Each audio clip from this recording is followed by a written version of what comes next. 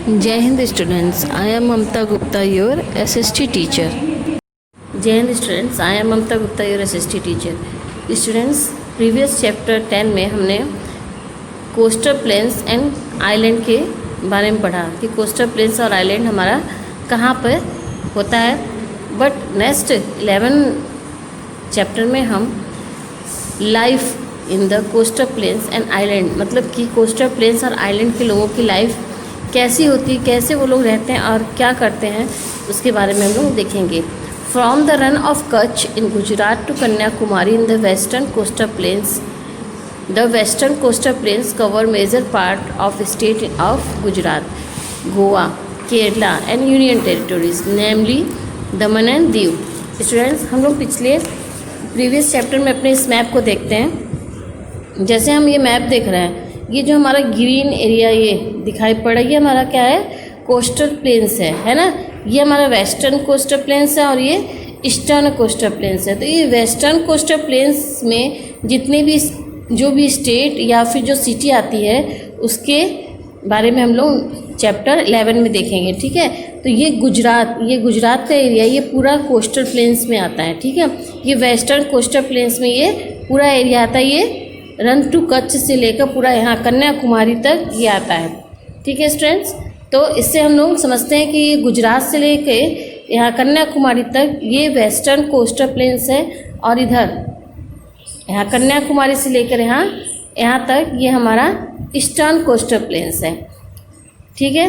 तो ये coastal planes क्यों है, क्या आप जानते हैं कोस्टल प्लेन्स इसे क्यों बोलते हैं? ये हमारा एरिया समुद्र के किनारे पड़ता है। ये एरिया जो है, जो ग्रीन हिस्सा हमारा दिख रहा है ना, जो ग्रीन कलर दिख रहा है, तो आप देख सकते हो ये एकदम समुद्र के किनारे का एरिया है, जिसे हम लोग कोस्टल प्लेन्स कहते हैं, ठीक। तो ये इधर बहुत सारे स्टेट और सिटी पड़ते हैं, जैसे हम लोग लेसन 11 में देखेंगे। सबसे पहले हमारा इधर Gujarat, Goa, Kerala and union territory में दमन दीव, दादर नागर हवेली भी आती है, ठीक है। तो दादर नागर हवेली जो है हमारा वो गुजरात के पास ही पड़ता है, गुजरात के करीब ही या गुजरात के तट पर ही पड़ता है समझिए। तो दादर नागर हवेली और दमन एंड दीव भी है। और eastern coastal parts of Maharashtra, Karnataka, Tamil Nadu, Andhra Pradesh, Orissa and west Bengal also part of the eastern coastal plains. जो ईस्टर्न कोस्टल प्लेन्स के बारे में अब हमने साइड में देखा, जो वेस्टर्न कोस्टल प्लेन्स था वहाँ गुजरात, गोवा, केरला यूनियन टेरिटोरी है। लेकिन जो ईस्टर्न कोस्टल प्लेन्स में है वहाँ कर्नाटका, तमिलनाडु, आंध्र प्रदेश, उड़ीसा और वेस्ट बंगाल स्टेट आते हैं, ठीक है स्टूडेंट्स। तो हम लोग आगे इसके बारे में डिस्कस करते हैं। Life in the western coastal plains, जो वेस्टर्न कोस्टल प्लेन्स के जो लोग हैं वहाँ कैसे रहते हैं, क्या वर्क करते हैं, क्या खाते हैं और क्या उनका वर्क है, क्या उनका ट्रेड है या फिर क्या वो बिजनेस करते हैं, इस टाइप से हम ये आगे वाले सभी जगहों पे देखेंगे। तो फर्स्ट में हमारा आता है पहले गुजरात। गुजरात हमारा वेस्ट में पड़ता है, अभी हमने देखा वहाँ है ना, मैप में हमने देखा कि गुजरात ये वेस्ट में पड़ता है बेटा। तो Gujarat is situated on the Gujarat coast of the western coastal plains. Gujarat कहाँ है, वेस्टर्न कोस्टल प्लेन्स के बिल्कुल किनारे, गुजरात के पास ही पड़ता है। वेस्टर्न कोस्टल प्लेन्स के एकदम किनारे हमारा गुजरात पड़ता है। इसका कैपिटल गांधीनगर होता है।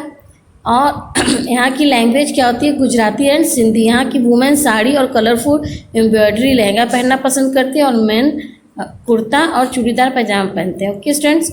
एंड यहाँ flying festival is held with great enthusiasm. It means यहाँ का एक काइट फेस्टिवल होता है जो बहुत ही फेमस होता है, बहुत ही उत्साह से यहाँ के लोग उस फेस्टिवल को मनाते हैं। यहाँ का famous dance Garba and Dandiya है, ये गुजरात का फेमस डांस है, okay. The people of Gujarat are mainly farmers and traders. यहाँ के ज़्यादातर लोग फार्मर्स और ट्रेडर्स, इट मीन्स व्यापारी होते हैं या फिर किसान होते हैं।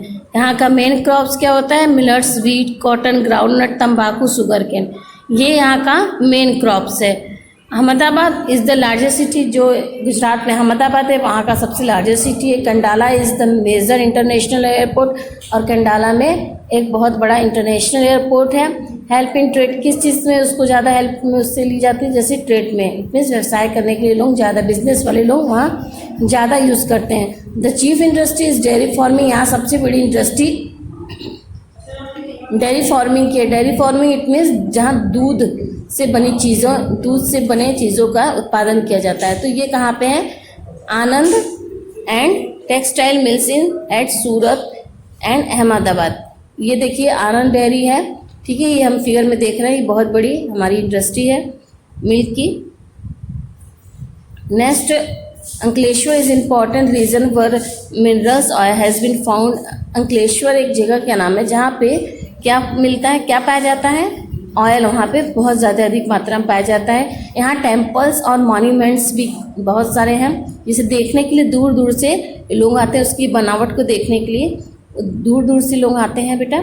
The state has many international and wild life sanctuaries. यहाँ इस स्टेट में बहुत सारे सेंचुरीज भी हैं और नेशनल पार्क भी हैं ना। तो उस सेंचुरी में यहाँ का सबसे मेन जो सेंचुरी है द गिर नेशनल पार्क जो है यहाँ का, which is only natural home of Asiatic और लायन। ठीक है, तो ये जो गिर नेशनल पार्क है ये इसलिए यहाँ ज़्यादा फेमस है क्योंकि यहाँ पे एशियाटिक लायन पाए जाते हैं। मतलब कि एशिया के, जैसे एशिया पूरे एरिया अगर देखा जाए तो एशियाटिक लायन उसे बोलते हैं, तो वो लायन यहाँ पे पाए जाते हैं जिसे दूर दूर से लोग देखने आते हैं। ये Sabarmati Ashram of Mahatma Gandhi is in Ahmedabad. Mahatma Gandhi का साबरमती आश्रम भी अहमदाबाद में ही है। बेटा ये सारी चीज़ें हम गुजरात में देखें, ये हम मेनली चीज़ों को जानते हैं कि जैसे हम जानते हैं कि गुजरात का कैपिटल गांधीनगर है, वहाँ का लैंग्वेज गुजराती सिंधी है। हम सब जानते हैं गुजरात में गरबा एंड डांडिया भी ज़्यादा फेमस है, और कुछ चीज़ें जो नहीं जानते उसे हमें लर्न भी करना है। Okay students, now next Maharashtra. हमने अपने प्रीवियस 1-2 चैप्टर में महाराष्ट्र के बारे में डीपली पढ़ा है, तो इसमें हम डीपली नहीं देखेंगे। Everyone know that Maharashtra the capital of Mumbai ना। महाराष्ट्र क्या है? मुंबई किसका कैपिटल है? Maharashtra capital. It is located in Konkan coast in important port. ये पोर्ट के लिए भी बहुत ही फेमस है। मुंबई जो जगह है वो पोर्ट के लिए बहुत ही, बंदरगाह जिसे हम कहते हैं। तो पोर्ट मीन्स आप जानते हो क्या होता है? पोर्ट मीन्स होता है जैसे कि हम जैसे हमारा एयरपोर्ट होता है तो वहाँ पे सारी एयरपोर्ट्स पे एरोप्लेन आके रुकती है, वहाँ लोग चढ़ते हैं ना, सामान आता है जाता है, तो इस तरह से वहाँ वर्क होता है। ऐसे ही पोर्ट होता है, शी पोर्ट जिसे कहते हैं। तो शी पोर्ट पे जो बड़ी बड़ी जहाज़ें, शिप होती हैं, वो आके रुकती हैं और सामान और लोगों को वहाँ से एक जगह से लेकर दूसरी जगह पहुँचाती है, तो उसे पोर्ट कहते हैं बेटा। तो यहाँ पोर्ट के लिए भी ये मुंबई बहुत फेमस है। Bombay high rich oil field is located on the Konkan coast.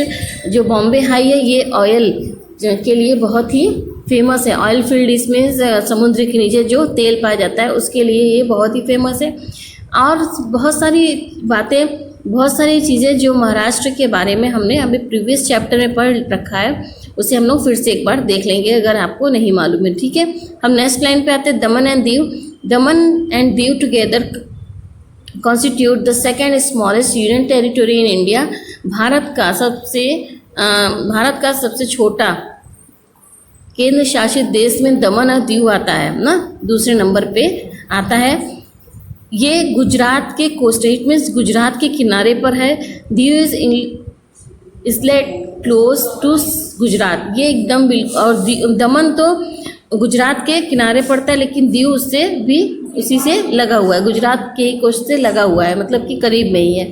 The smallest union territory was under the Portuguese rule. ये एक छोटा, जैसे कहते हैं ना, छोटा केंद्र शासित देश है जो कि पुर्तगालियों के शासित देश है ना। पुर्तगालियों मतलब कि जो वहाँ का पुर्तगाली शासन की वहाँ व्यवस्था है, जिसे कहते हैं ना। टिल इट गॉट इंडिपेंडेंट, जब से हमारा देश स्वतंत्र नहीं हुआ था तब से ये जब से 1961 से जब से ये स्वतंत्र नहीं हुआ था तब तक ये पुर्तगालियों के शासन में के अधीन था ना। Daman is the capital of Daman and Diu. Daman and Diu का कैपिटल क्या है? Daman. People here are mainly involve in farming. यहाँ के लोग ज़्यादातर किस चीज़ में इन्वॉल्व होते हैं? फार्मिंग में, फिशिंग में एंड मेकिंग सॉल्ट, और नमक बनाने में जो कि सी वाटर से बनता है। Okay, students. Now, next, Dadar Nagar Haveli. The Union territory of Dadar Nagar Haveli also lies on the western coast of India. Dadar Nagar Haveli भी कहाँ पे है? वेस्टर्न कोस्ट के पास में, वो भी है बिटवीन महाराष्ट्र और गुजरात के बीच. इट मीन्स जितनी गुजरात और महाराष्ट्र के बीच की जो जगह है वहाँ पे भी वही उसी कोस्ट पर दादर नागर हवेली भी है ना. It is situated mainly on the Konkan coast. ये कहाँ स्थित है? कोंकण कोस्ट पे, to the south of the Gujarat coast. ये गुजरात कोस्ट के साउथ में है. ठीक है. Like Daman and Diu it was ruled by the Portuguese until 1961. It means जब तक ये केंद्र शासित देश जब स्वतंत्र नहीं था तो भी ये भी पुर्तगालियों के शासन के अधीन था. Silvassa it's capital. दादर नागर हवेली का कैपिटल क्या है? Silvassa. 89% of the total population of tribal. It means यहाँ के जो 89% लोग हैं वो आदिवासी लोग हैं. Gujarati and Hindi are mainly spoken in this region. इस क्षेत्र में गुजराती और हिंदी ज़्यादातर लोग बोलते हैं. Agriculture is the main occupation and farmer produce rice pulses and fruits. यहाँ का एग्रीकल्चर जो है क्या है? यहाँ के लोग ज़्यादातर किसान होते हैं जो कि क्या उगाते हैं? Rice, pulses and fruits. Okay students, now thank you.